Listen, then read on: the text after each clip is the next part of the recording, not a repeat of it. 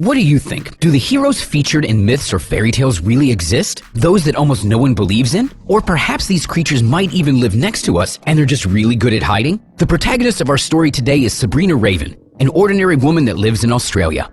As you know, Australia is a unique continent inhabited by many amazing creatures.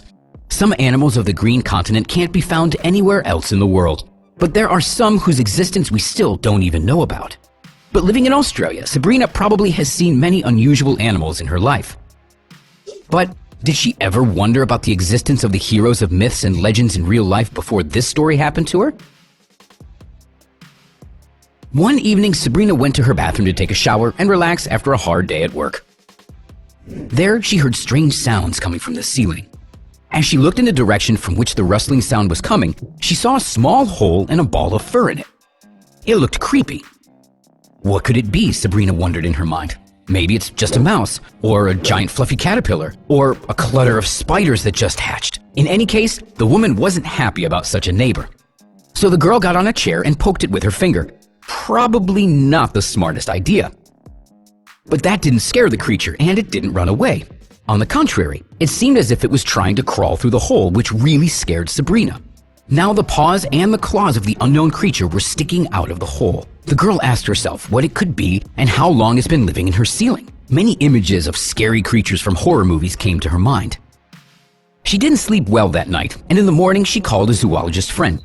They examined the hole together, and her friend concluded that the animal living in her ceiling was a common brush-tailed possum.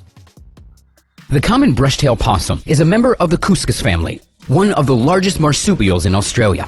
The length of its body varies from 35 to 55 centimeters, and it weighs between 1.2 and 4.5 kilograms. It lives in remote, sparsely populated areas and suburbs of most Australian cities.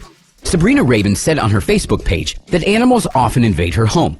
Living near Brisbane, she's had a variety of uninvited wild visitors, from magpies and blue lizards to snakes.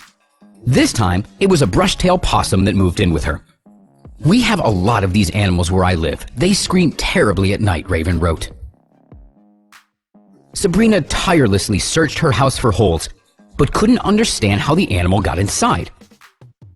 She also knew that fixing the hole that the animal has made in the bathroom ceiling was useless, as it would simply make another one.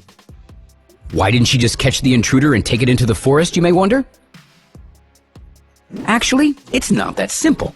Sabrina said on her page, "In my state, the possums are protected by law, so if we catch them, they need to be released within 20 meters of the place where they're found, which means that they'll just come back." After a year of cohabitation, the relationship between Raven and the animal, whom she nicknamed Floof, has evolved into a sort of friendship.